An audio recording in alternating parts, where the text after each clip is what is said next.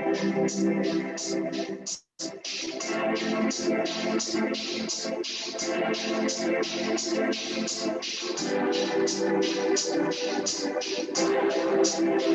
Boys one time.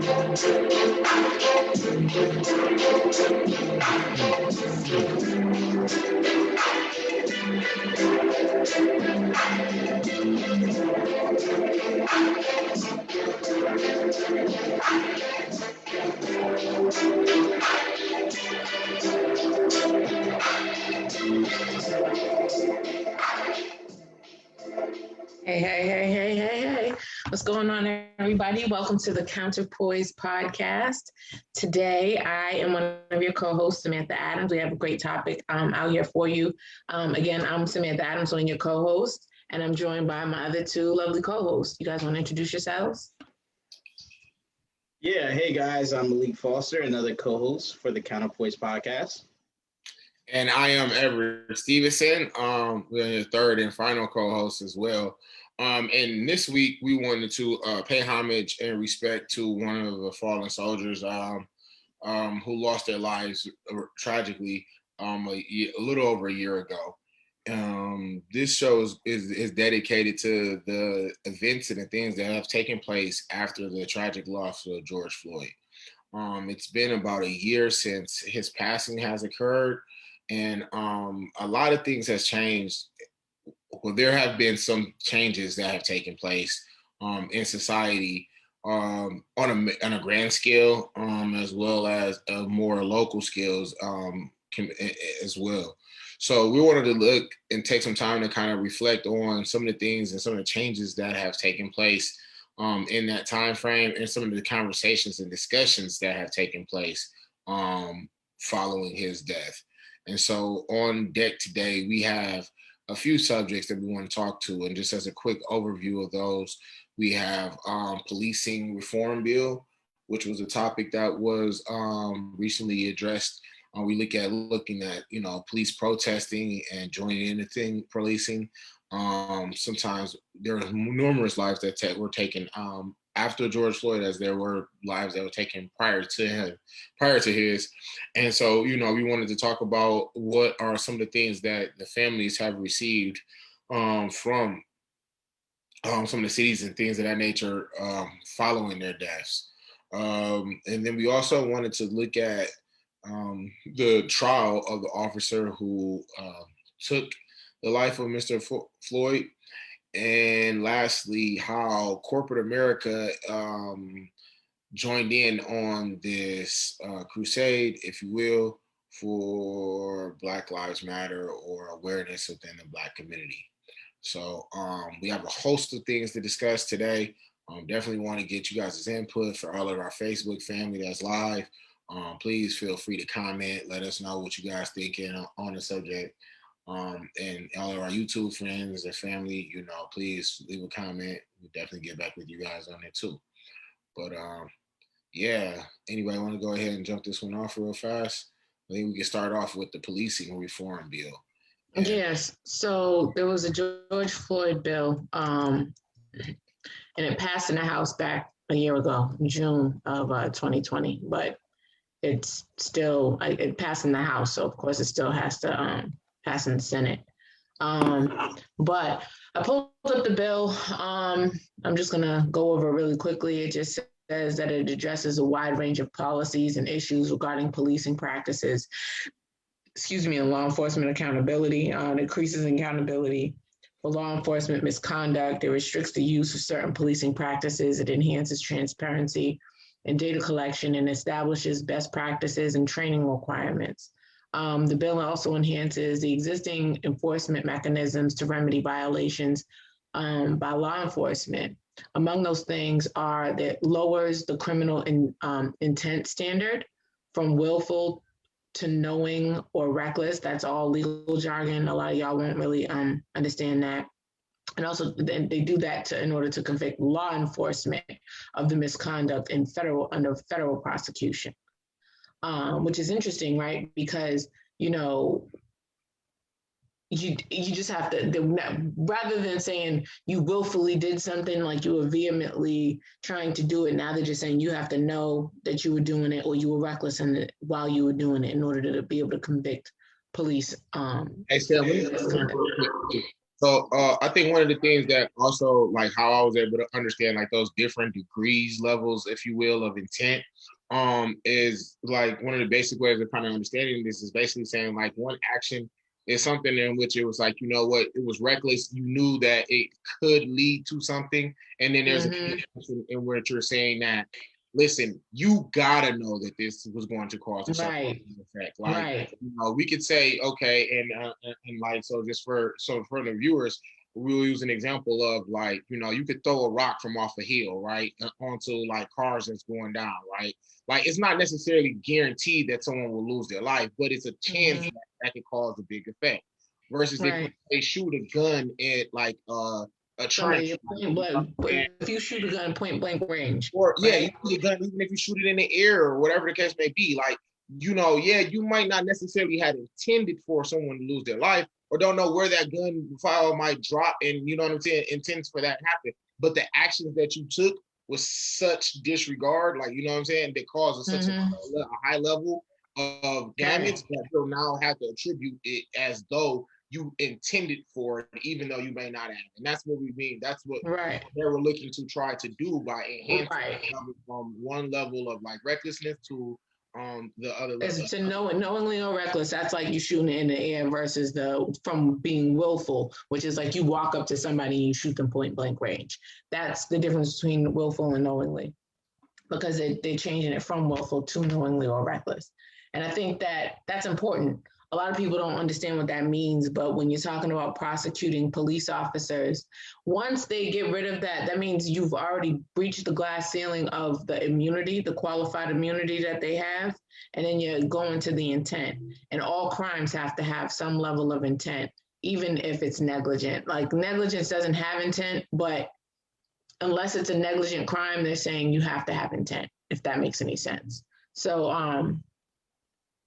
So that's one of the things, and I think that's really important. Another thing is that they want to limit the qualified immunity, like I said, as a defense to liability in private civil actions against law enforcement officers. Let me say something about qualified immunity. A lot of people know what qualified immunity is, but I don't think they really truly understand it at its essence. The purpose for qualified immunity, it allows police officers to be able to do their jobs, right? Because there's a lot of aspects of their jobs that would be crimes if they weren't police officers. So that's the purpose of qualified immunity. The problem with qualified immunity is that police hide behind it when they are acting outside, when they use the job as a reason to commit hate crimes and other criminal activity, right? So it's like it serves this one purpose, but when you start abusing it and taking advantage of it and use it in a way where it doesn't, where it's not, where it was not created for, then that becomes a problem. And so qualified immunity is supposed to be used while police are operating within the scope of their job. And a lot of these situations are not. Like if you take the George Floyd situation, the officer, Derek Chauvin and the other guys, they all were saying we were functioning within the scope of our job. But no, you weren't.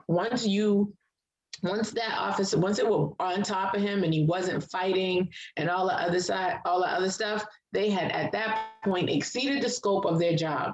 You see what I'm saying? And that at that point, qualified immunity shouldn't be they shouldn't be eligible to use that. And the problem is that they try to hide behind it all the time. As a matter of fact, they do, and they succeed.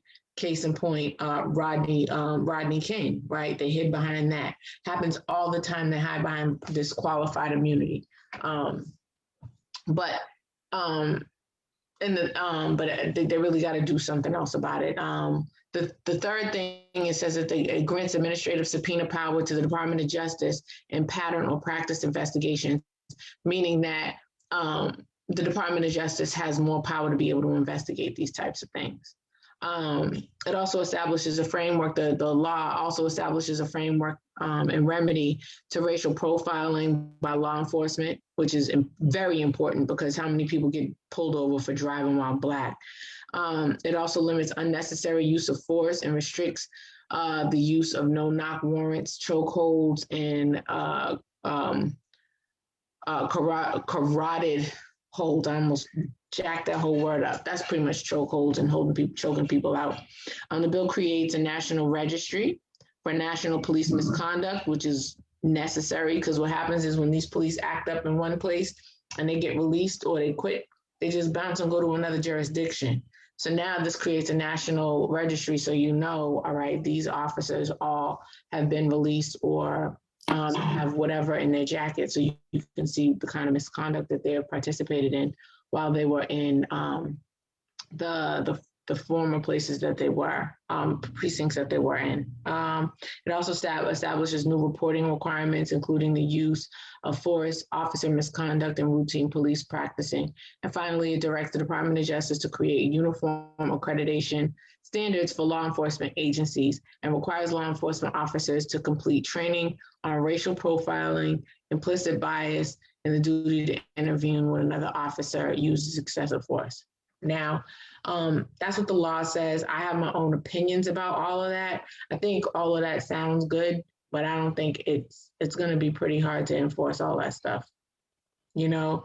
And that's the reason why there's a whole movement for abolishing the police.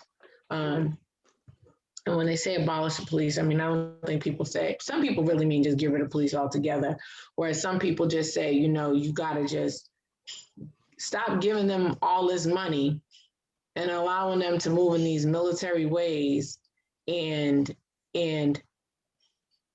limit what it is that they're doing and change how like you send police into communities where they're not familiar with any of the people, the culture of that community, because every community has its own culture, right? Like I'm from up north. When I came down south, it was very strange to me for people to speak to me when I'm walking down the street saying, hey, how you doing?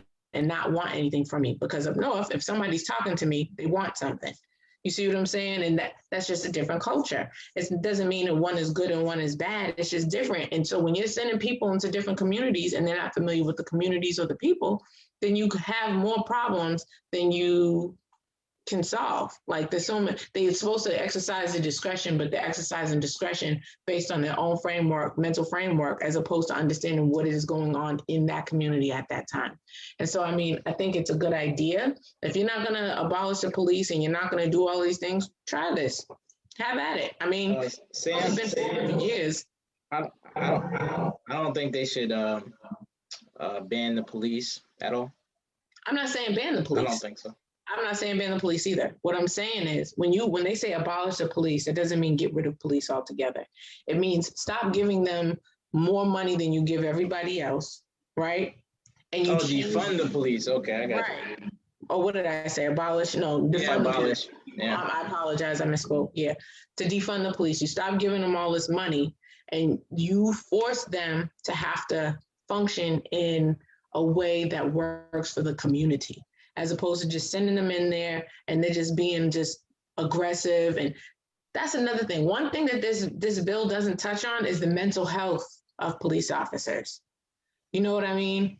And the reason why I say that is because police, you know, they totally have, a lot of them have PTSD. They've been through a lot of stuff. You know what I'm saying? And nobody touches on their mental, what's the word I'm looking for? Stability. You know what I'm saying? Their mental stability when they're going out here into these communities, dealing with people and dealing with a whole lot of stuff. Like, I'm a criminal defense attorney. I deal with all types of people every single day, all day.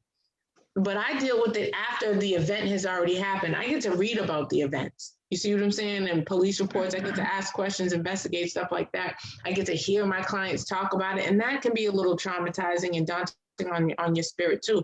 But to be in the throes of it all the time, there has to be more done. If you're not gonna defund the police, abolish the police, and you want to have these types of laws in place, you have to do more when it as it also relates to their mental health. I do think that the bill, the George Floyd Policing Act, does have some good things to it, but like you said, it doesn't really address the mental health.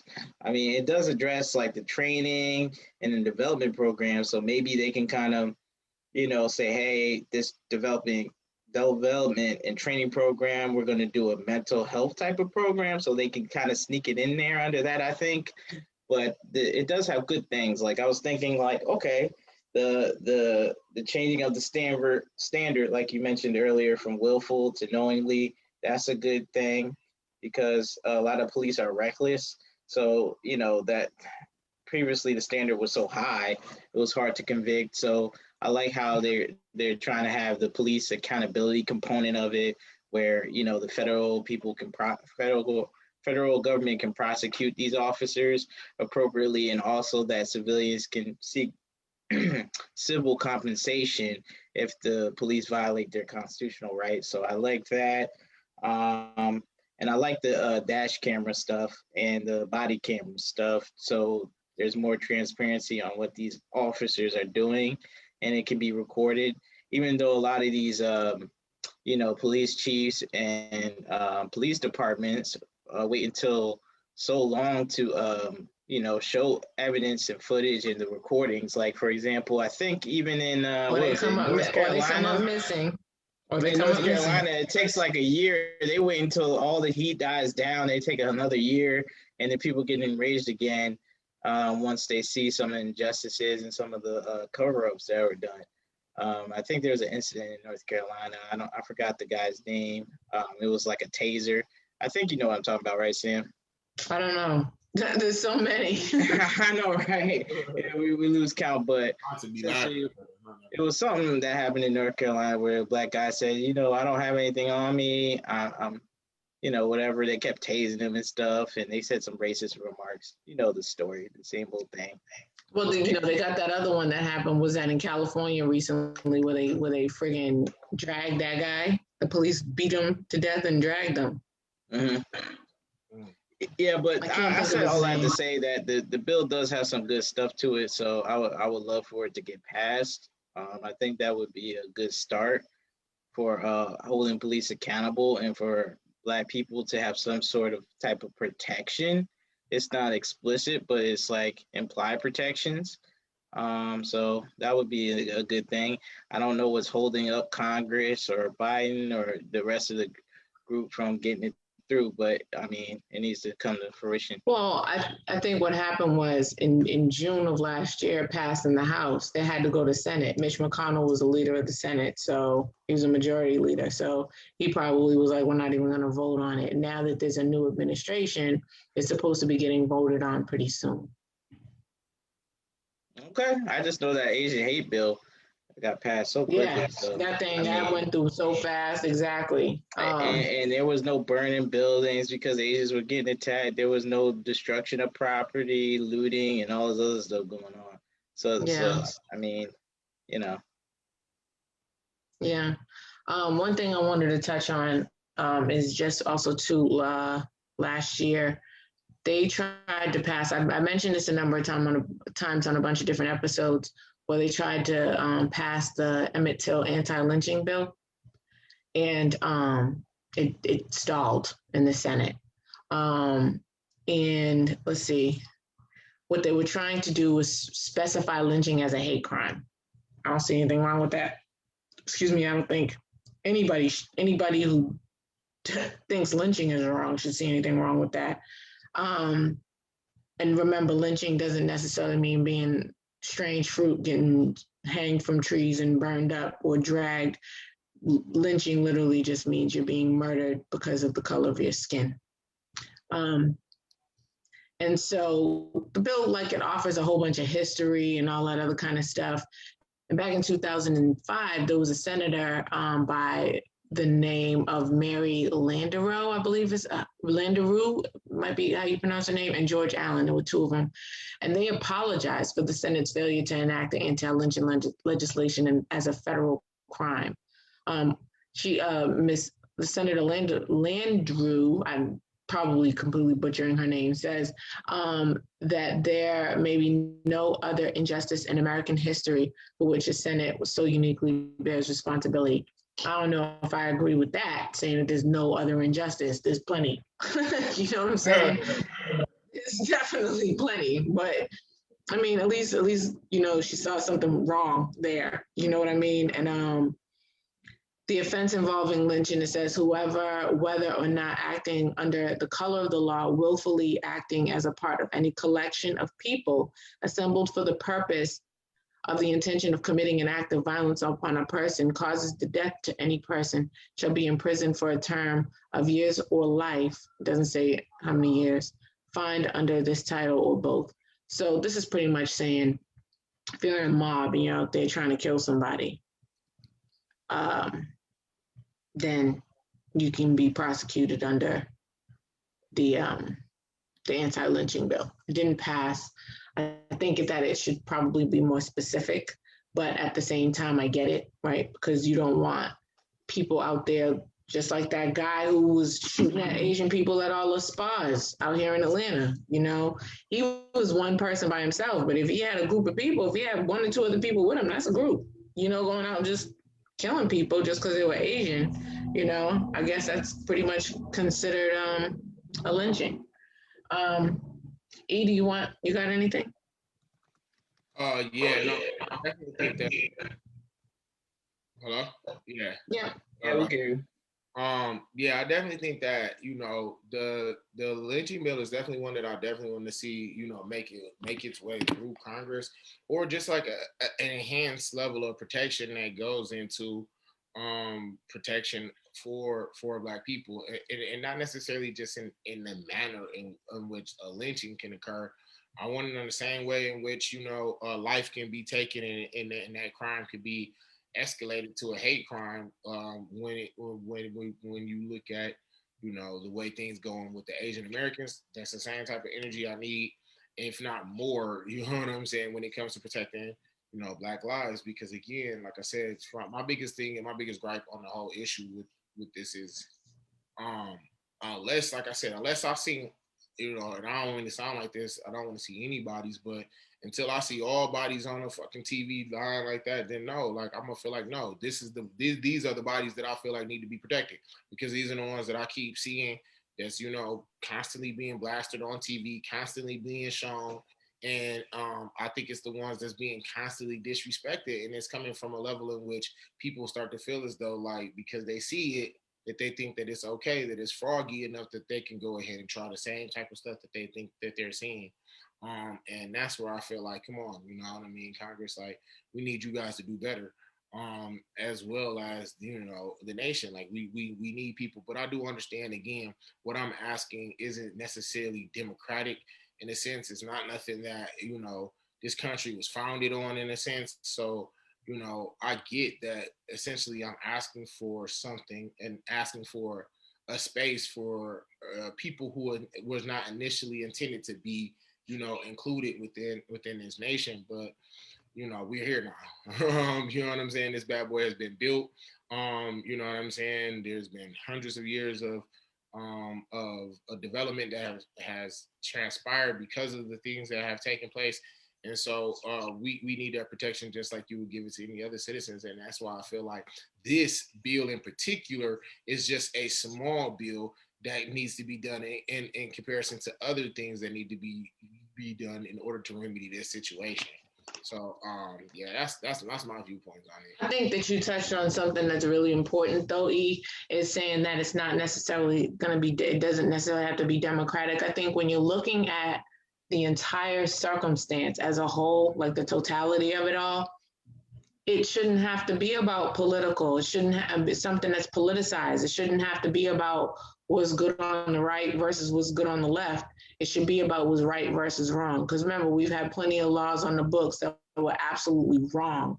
You know what I mean? And I think that that's important, right? So, like, even when you look at those protests that were taking place right immediately after George Floyd passed away, you saw police officers who are standing there in riot gear, things like that. Some of them are laughing with the community, having conversations with the community, joining the protest with the community, things like that, because, at that point, your moral obligation to your community should shine through, right? And I think that that's important. I really do, because, if we're supposed to flourish and thrive as a community, we have to be able to live together. And you can't live together if you're constantly fighting about something that you know is wrong. Like you always want to be on the right side of history.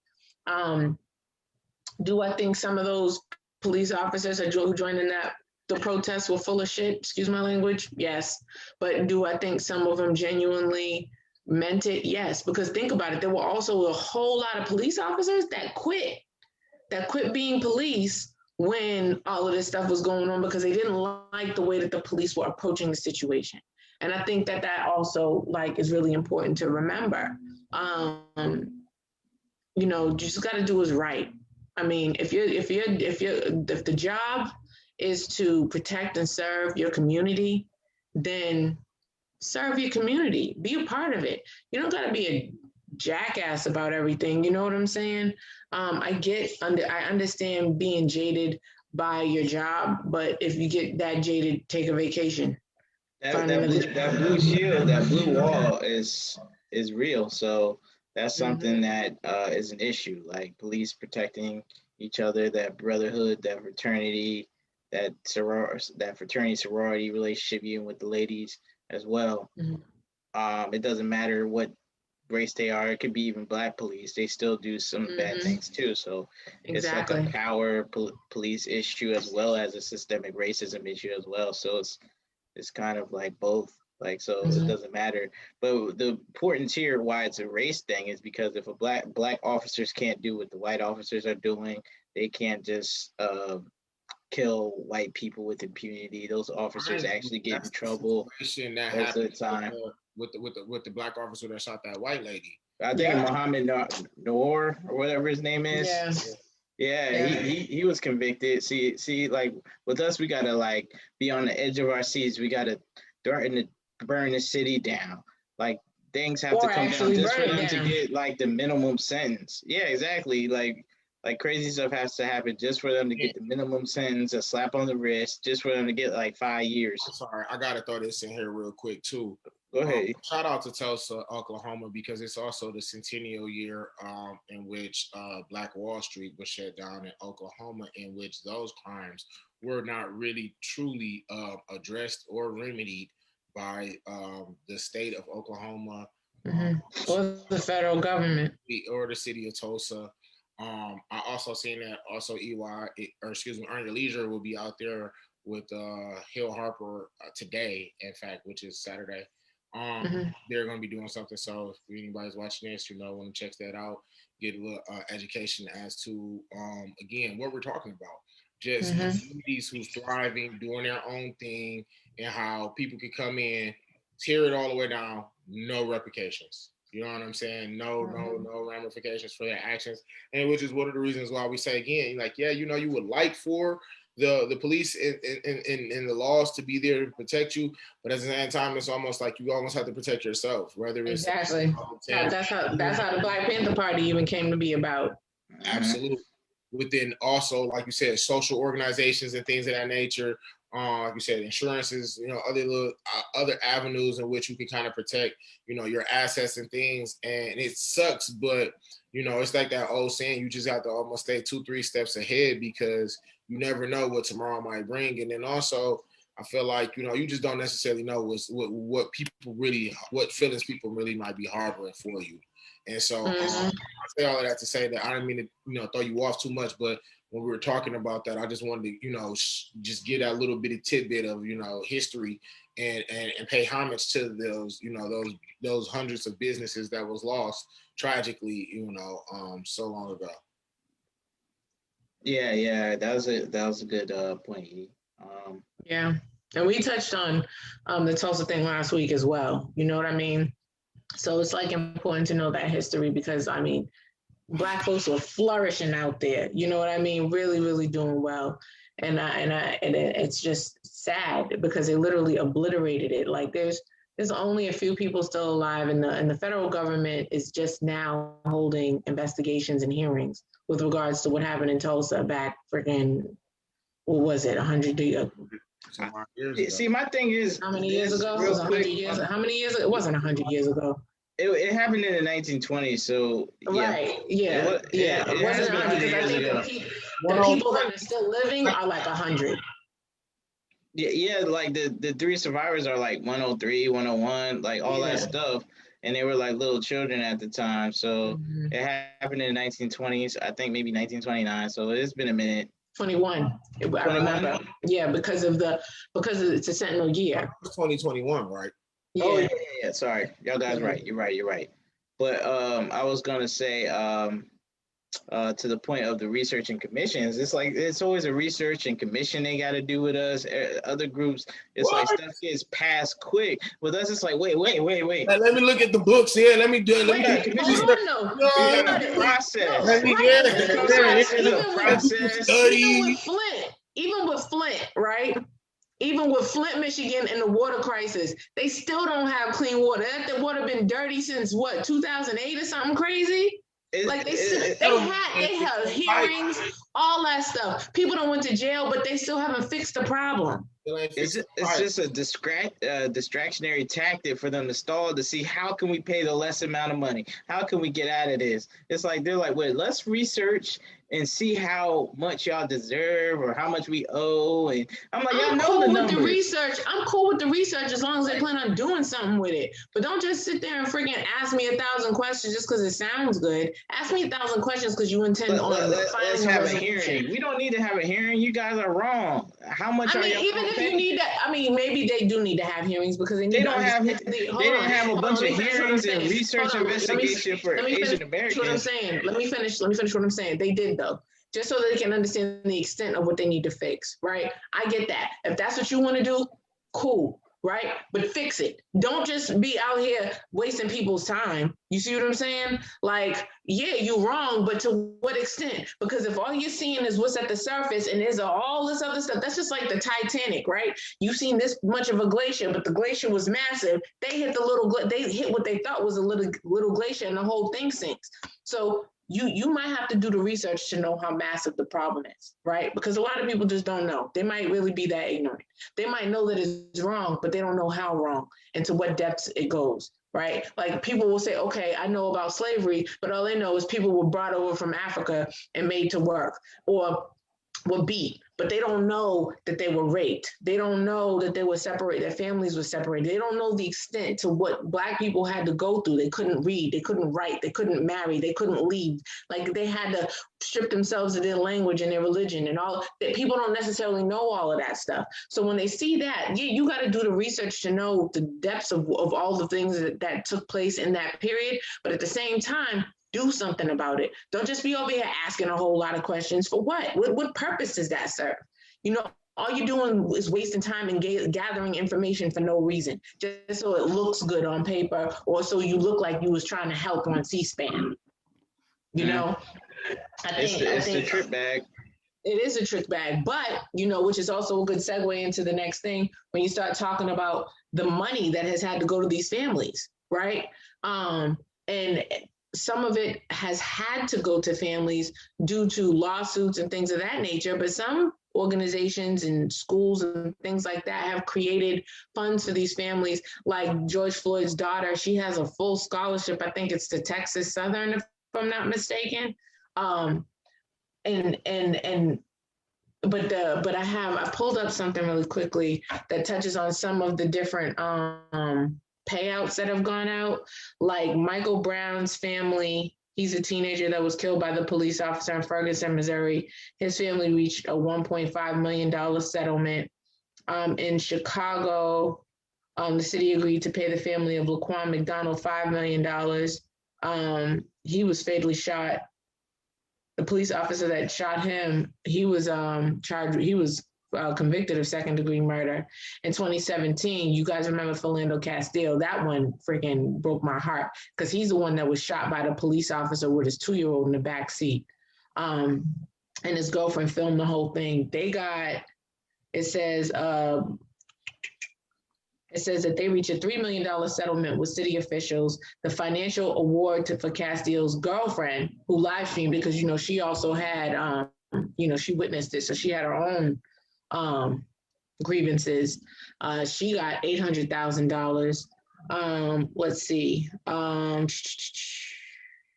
There was a $17 million award for Jacquees Rivera. And then Breonna Taylor's family, they got the biggest one.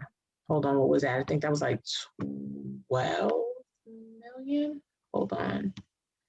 I can't remember. It's in this article somewhere. 17 million is for that family. Rivera said he was kidnapped by the police wrongfully when he was 20, and he spent 21 years in prison. That's why he got 17 million. It's just, it piles up. And I know that, I think, wait, no, Breonna Taylor's family got more than that. Did they get 55? I don't remember how much money they got, but they got a lot. And it was like the biggest settlement in Minnesota. I don't know if it was in the country, but I know they got a lot of money. But there's definitely also organizations and spaces out there that are creating funds and stuff for these families. It doesn't bring their loved one back, and it doesn't fix the wrong that was done. You would think that because they are being, these cities and stuff are being punished for the acts of their police officers, they would do better. But what do they care? It's not really coming out their pockets. It's coming out the pockets of the citizens that live there.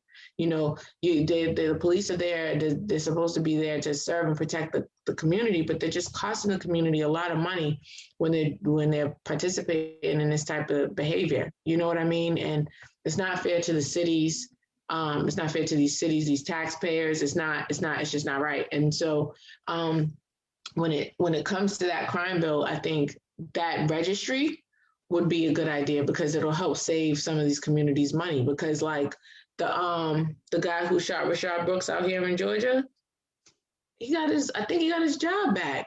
But the thing about it is, if he didn't get his job back, he would just go somewhere else. And you hear about this all the time where these officers are going from one place to another. As a matter of fact, Ahmaud Arbery, the father was a police officer, a retired police officer, and he went from one place to another. Like, he might have been retired at the time that they hunted and murdered Ahmaud Arbery, but that's what they do. They just go to a different jurisdiction and just continue on with their foolishness.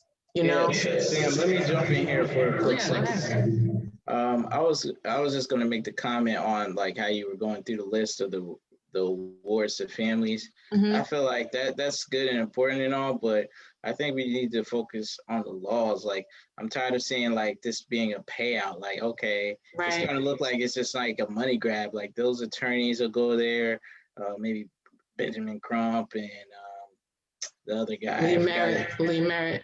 Yeah, Lee Merritt. Yeah, thank you. They'll go there and they say they're strong advocates for the family. It's like all they do is get them settlements, and they get their 33%, 30%, whatever percentage they're getting, and that's that. Like, nothing, no laws get changed when they handle the cases. Like, nothing happens. Like, I mean, some of the laws get changed. Like Trayvon Martin's family, they have a scholarship fund, annual fund. It's just like, okay, it's nice that y'all have like a fundraiser for them, but what are the laws that y'all guys are getting changed to prevent another Trayvon Martin? What policies are they implementing? Like, we're not seeing anything changing. It's like it's getting worse. It's not getting better. So we need to start seeing changes. Like, we can't keep seeing, so there's just another settlement. Here's another settlement. Here's another settlement. I need to see some more. I'm saying. I think that there needs to be more punishments, because they are creating laws. Like, there was a Breonna Taylor law that passed the same week that they got their settlement. They're trying to do this George Floyd one. You know, they're working on creating laws, but the problem is the punishment. Right? Because if you think that you're immune from prosecution and you're not going to get in trouble from doing something, or you can hide behind that blue wall, you know, then you're going to keep doing it. Especially they need to focus on the punishments as much as they focus on the settlements. Exactly. Because the settlements, it's like it's easier to get the settlement than it is to get the punishment. And the punishment has to happen. You know what I'm saying? Because that's where the deterrence comes from. Yeah, you know what I mean? Like, we are a rich country. We got money. Like, yeah, we could talk about borrowing money and economics and all that other kind of stuff. But we got money, though. You know what I'm saying? We're not a third world country. We just, every time there's a problem, you just throw money at a situation. But in order to really, truly deter people from doing stuff, you got to be more, what was it? What was the term from Professor Schwartz? well, it wasn't retributive, it was utilitarian. You know what I mean? You have to be more inclined to like drop the hammer. Like you could talk about trying to fix the problem all day, but if you got people that ain't willing to change and willing to continue to go out there, like you just said, like you guys said earlier, it's not on my watch. Maybe my progressive granddaughter, will make those changes later on, but not on my watch. No, on your watch. You don't gotta like it. Too bad. You know what I'm saying? Because we talked about this also as an example of this in regards to standing up when you're in your moment. You feel what I'm saying? Because it's so much easier to do it after the moment. And I'm gonna go two places with this real quick. And what I mean by doing something after the moment, I just want to make this little quick caveat because I just seen recently that they said Jordan had donated like 1 million to Morehouse. You know what I'm saying? Kudos. You know what I'm saying? Not knocking it. Kudos. Right. Thank you. I'm sure Morehouse appreciates it as well. You feel what I'm saying? But I just kind of feel like it's kind of like after the fact, like, it's wavy right now. You feel what I'm saying? Dion went to HBC. You see Master P talking about it. You feel what I'm saying? You hear Mikey Williams talking about massively going to one. So you know what I'm saying? It's a little wavy right now to kind of do that. It's in, and that's one of the things we're gonna talk about is how corporate America has been jumping on this after the fact too. But to bring it back to my original point, which I'm trying to remember exactly where we were just at with that prior to though, was, guys kind of correct me if I'm wrong, we were just talking about, people having progressive thought processes and moving forward. And then I just truly lost my train of thought because of the Jordan thing came in my head. But if I remember it, I'll just come back to it. Okay. Yeah, because we were talking about how it's the it thing. You know what I'm saying? Oh, yeah. And so with there being an it thing, that's a great segue into the next portion of it, of our podcast, where we're talking about corporations and inclusion, right? So right after George Floyd died, now remember, all these people were murdered before, whole bunch of people been murdered afterwards.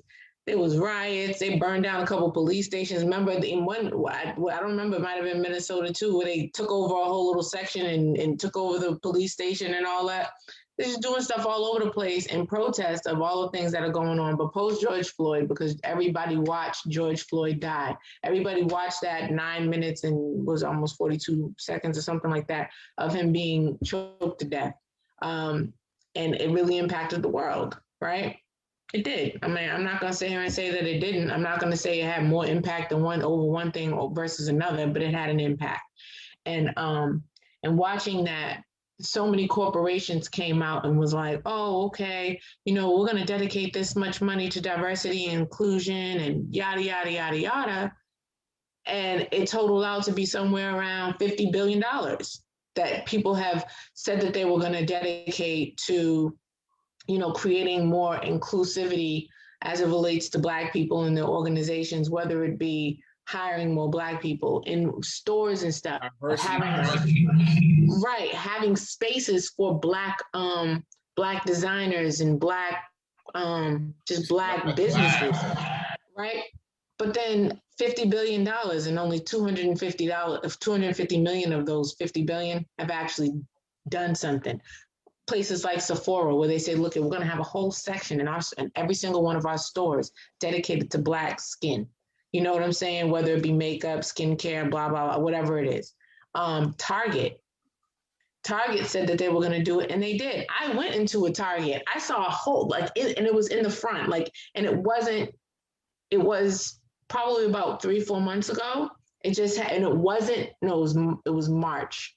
It was in March, because I remember thinking to myself, it's not even Black History Month.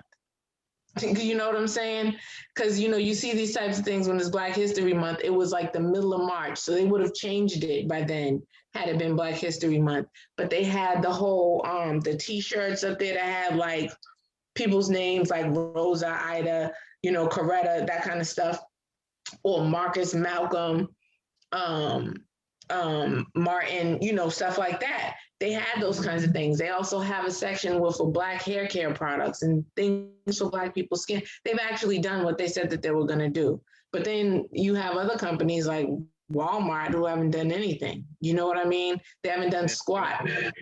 Right. So I it's don't just know all what they did with it. I don't know what they've done, but again, like it may not have just been advertised or whatever the case may be. But nonetheless, again, honestly, for my personal preference, I think the things that we need to see is these people come together, build a fund, and some like a lobbyist so we can get these bills done. Like, don't build a playground. Don't build, you know what I mean? No disrespect. Like, I understand that kids need places to go and play. Yes, absolutely, certainly. And that is not important. if you're gonna run up on But them like you did to me at you know what I'm Rice. saying? Like, at least give that kid a chance to grow the fuck up. Like, you feel what I'm saying? And so, like, a lot, like, protect their life. You feel me? So that, they can come up and they can grow and they can live in this country without necessarily feeling like, okay, yeah, I can play at this park, but if anything go left, Lord knows I got to defend myself because I can't call for help. You know what I'm saying? Because it can go even further, like what they say, far left. You know what I'm saying? When they talk about politics and stuff, right? But it can go far left, yeah, if police involvement might come into the situation. So like, that to me is the only type of substantive type of change that I think would really be, of good use for that money. You know what I mean? In regards to you guys using it, because like I said, like a little playground here and there, okay, cool. Maybe some books you might donate to a, after school program. Great, kudos as well. But like, no, like bring about that substantive change. Bring about something tangible that we could really say was, wow, like that made a difference. And I think that's why we having this conversation today, is because for whatever reasons, you know what I'm saying, when this life was taken, when Mr. Floyd's life was taken, the world, at least my world inside of the United States, from what I could notice, a lot of people took notice. You know what I'm saying? From just the death and the things that spurred after it. A lot of people took notice with that. And so, I think that's critical. I think a lot of that had to do with the fact that the world was in quarantine and we didn't have nothing else to do but watch it happen. Correct. Like the distractions were limited. You couldn't go out to eat and forget about it in a half an hour. You know what I mean? Like, and we were more connected due to on social media, worldwide, just globally, right? Because remember when that happened, that didn't just spark a bunch of protests and stuff here. Because remember, it was Breonna Taylor, George Floyd, and Ahmaud Arbery all back to back to back. But the difference between Breonna Taylor and Ahmaud Arbery versus George Floyd is we watched it happen with George Floyd. You know what I mean? We watched it happen. Like we heard the story about what happened with Breonna Taylor. We heard the story about what happened with Ahmaud Arbery. But with him, we watched it happen. And so if you remember, you start seeing protests all over the place in different countries in Africa, in Europe, you know what I'm saying? And you just start seeing it everywhere. And I think that right there is one of the reasons why it was why his murder was so impactful. And also too, people don't say he what are they saying that how he died, that he gave his life. No, he didn't. His life was taken because he wanted to live. Right. I don't like when people say, "Oh, such and such was a sacrifice for this." I'm like, I don't really like when they use like he didn't innocent black people and they're sacrificing, because they're basically minding their business, doing whatever they're doing, and they get murdered. It's not like, okay, they're sacrificing to do some type of cause in the community, like, oh, instead of this job, I'm doing this. Right. They're not doing that. Like, even when President Biden, I know we talked about this the other week, but negligently being taken. Right. More, yeah. So, like, even with President Biden, how he's saying, like, oh, the George Floyd murder was more important than Dr. Martin Luther King Jr. So they're trying to kind of say, okay, these people are martyrs to some sort of cause. No, they're just regular black folks getting murdered. They're not really advocating for any type of anything. They're just in the streets living their day-to-day lives. They're not political advocates or anything getting murdered. These are just everyday Black people getting murdered. I think it's a little different when you're talking about Martin or Malcolm because I they know knew you that can't compare George Floyd to MLK Jr. or any of those yeah, because they went historically out knowing they political went out advocates that for day. Black They knew folks. that it was right because every day when they walked out the door, they knew that it was possible that they were going to be killed for the things that they said. George Floyd went to the store. I think, yeah, like to me, me personally, I equate Martin's lives more so along the lines to how I equate Nipsey's. You feel what I'm saying? Because it's like, even though, Martin didn't gang bang or whatever the case may be, or wasn't from South Central or South, whatever, South Central LA. He's on the ATL. Huh? Right, he was on the A. But I feel like their message, though, was one that said, listen, I want liberation for my people. I want to see my people do good. And for that, I understand that it may cost me my life. And Yep. that's where I feel like the difference is in what we're talking about right here. A person who loses their life and, people just kind of be like, okay, yeah, it's tragic, it's sad, da, da, da, da, and things spur behind it.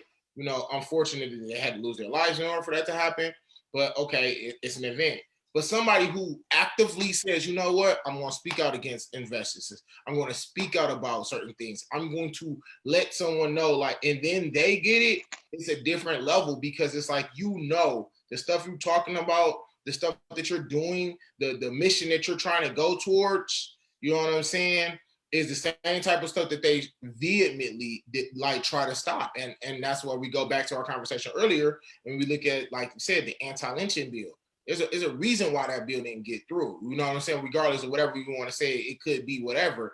But I think those are the type of messages that get shown that, like, if you start talking about this, if you start trying to advocate for lives, if you start trying to advocate against certain injustices and things of that nature, watch out.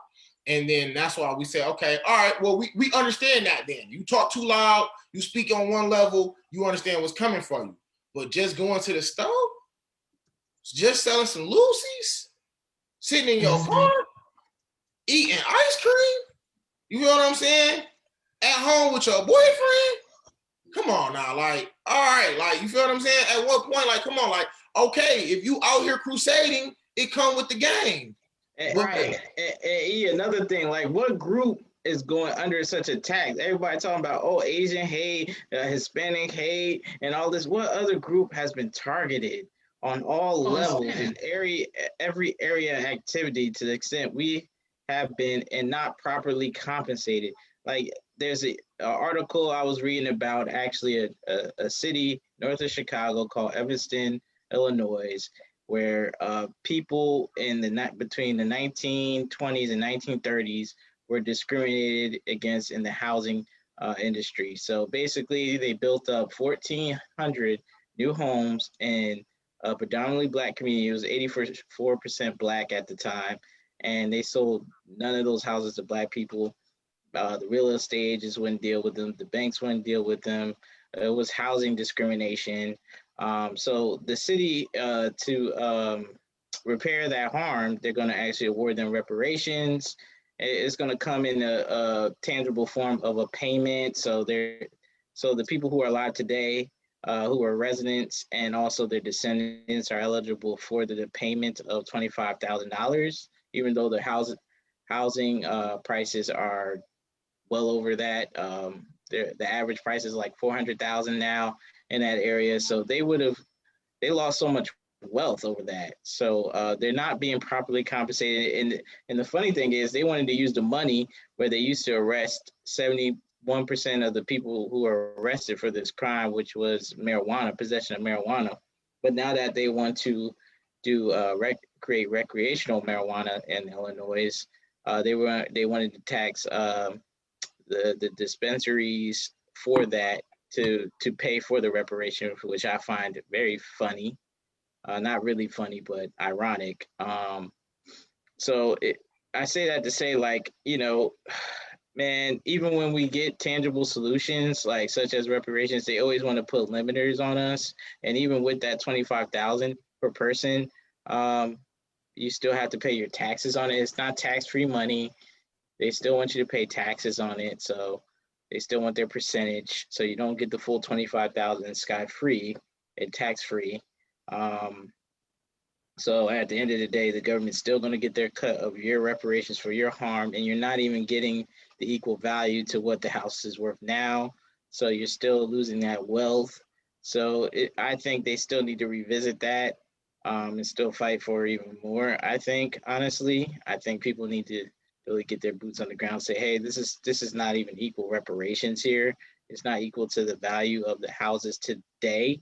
If we would have kept that house in our family, so that's generational wealth that's missing, and it's been well over what 90 years since that first started, and that's been happening since they want to say from 1919 to 1969 it was the discrimination. So it was like 40 years of that discrimination.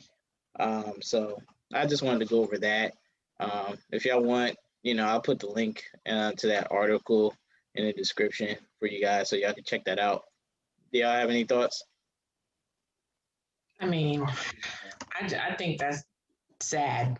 Everybody say hi to Chino. What's up, Chino? He needs a haircut.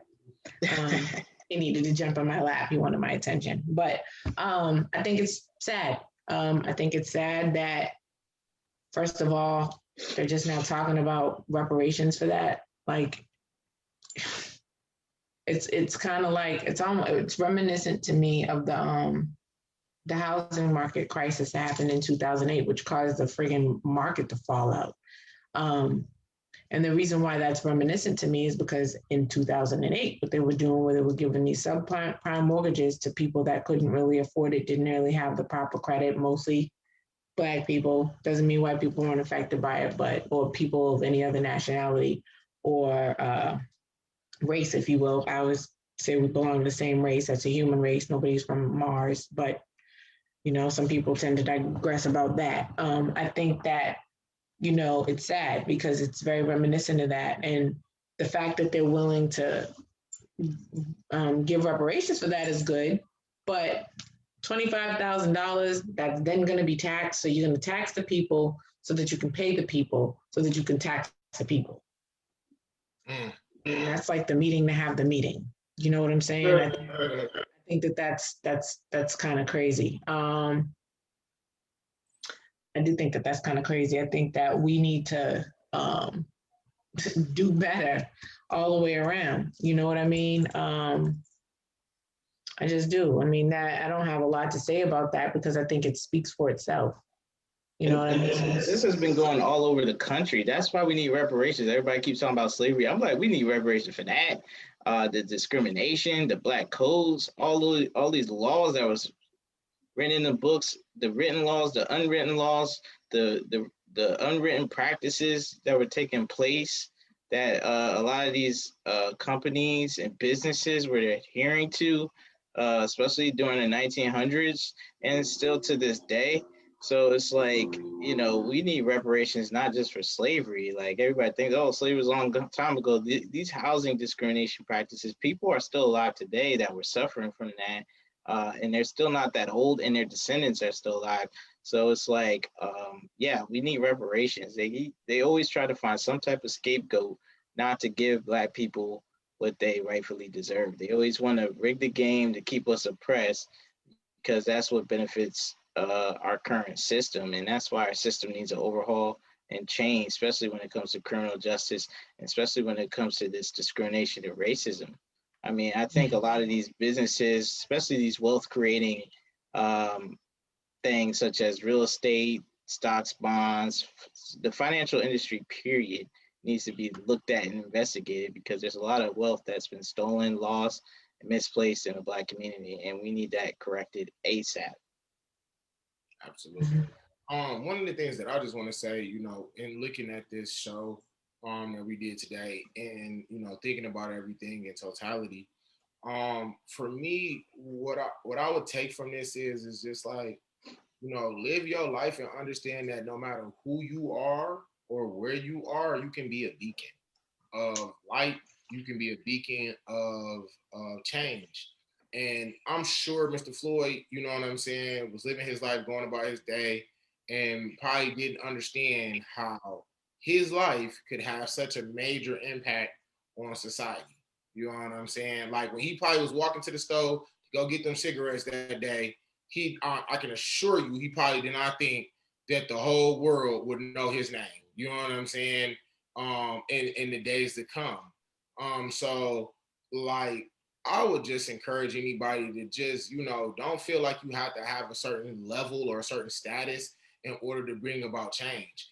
And, fortunately for some of us, or fortunately for anyone who's hearing this, like you're alive and you have a chance, an opportunity to make a change in either your life or someone else's to make things better. So I would say use that time, because that's the one thing we do have that we can do to try to make some type of effect on society, as well as on our own community. So if it's not nothing but just being nicer to someone else around you, if it's not nothing but just, you know what I'm saying, taking the time to either educate somebody around you about certain things that you have going on, or to teach somebody up under you, you know what I'm saying, certain things about themselves or ways to value themselves, whatever you can do to reach somebody, to try to bring out that that beacon of hope, to bring that change about, to help them, to get them on the right path, I think would be the right type of thing. And in a sense, it also would be I don't want to say remnants of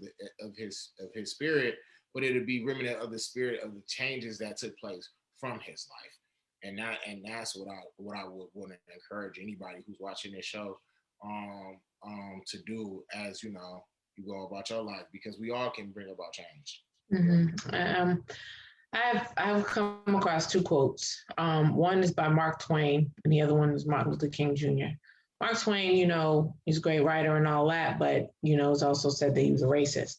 But this quote really kind of speaks volumes. The one that he had provided, and it says that the very ink with which all history is written is merely fluid prejudice.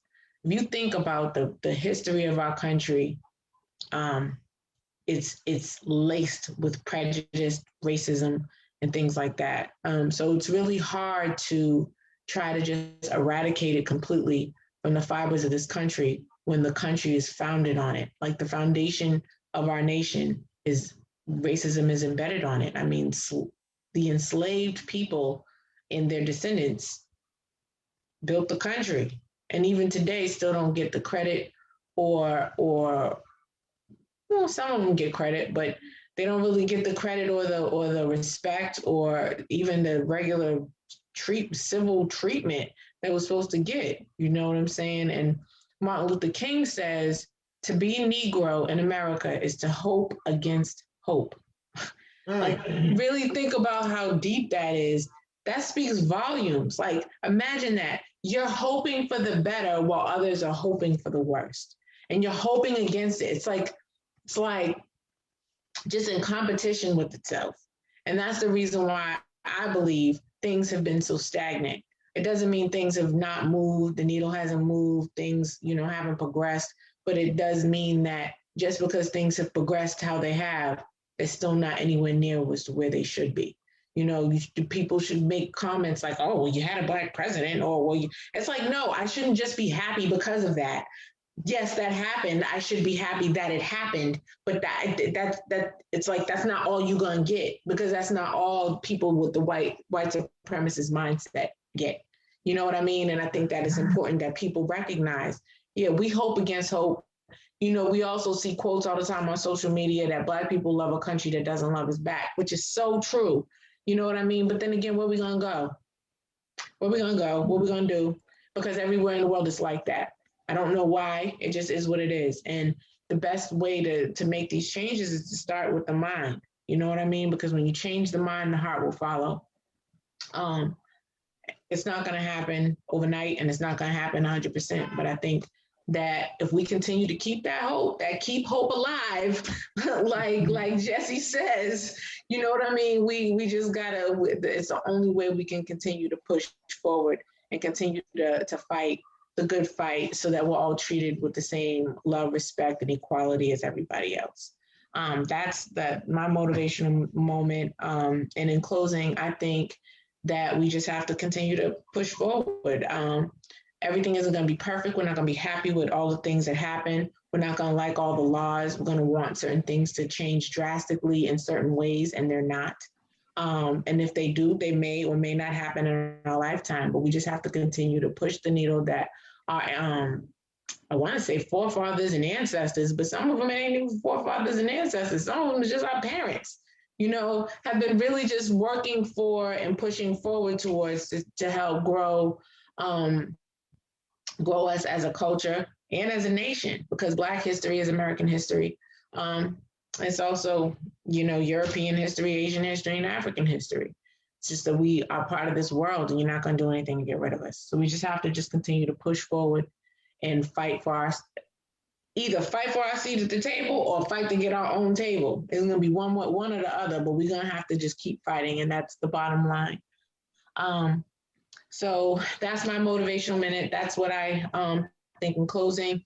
I'm going to let these guys close, and then we can give out our socials and call it a day for the podcast.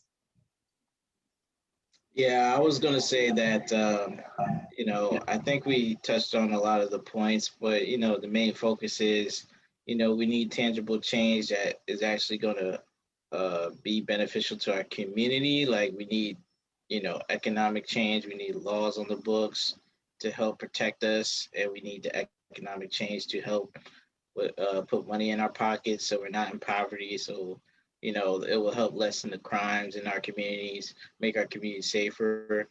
And I think, it's incumbent upon this administration to do so, because they want to promote how, we got them elected and all of that stuff. So, if they want re-election, I think it's incumbent upon them to provide some tangibles to Black people instead of keep neglecting us. Because, it's but so much pain people could take.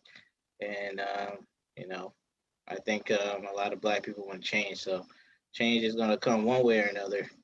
And I think, the Democrats are in route for a rude awakening if they keep this benign neglect policy in place. So those are my final thoughts on what we discussed. You got anything? I just want to echo my last thoughts again. Is just, no matter where you are, you can always have an effect on life.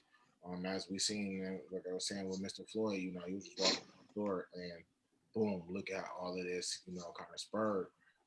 So just know that, whoever you are, wherever you are in life, just know that, you have value, and that, even if you don't see it within yourself just yet, you can bring about, change. And so just always have that understanding that, what I'm saying, you don't have to be a big figure to foster that type of effect. Also want to say, check us out on Wednesdays on What's Up Wednesdays live on IG. You can catch me at that guy 2104 on Instagram, and also the show, which is going to be, like you said, we live every Saturday at Facebook. We're also, posting our shows as well on YouTube. So check us out on the Counterpoints Podcast page on Facebook, Instagram, YouTube as well. All right. See you guys next week. Yeah. You can follow me at Samantha Adams -ESQ on Facebook, or Samantha Renee 77_ESQ on IG. And again, just to go ahead and echo what E said, go ahead and follow us, like, subscribe, comment. We get interactive on What's Up Wednesdays, so you guys can join in. You guys can even join in on Saturdays. You guys can write comments. We can address them, things like that on our Facebook Live. So yeah, make sure you tap in, follow, like, subscribe, tell a friend to tell a friend, all that good stuff. Yeah, you guys can follow me at Malik M. Foster, all social media handles. And I think Everett and Sam covered everything for the Facebook, Instagram, and YouTube. So thanks for checking us out.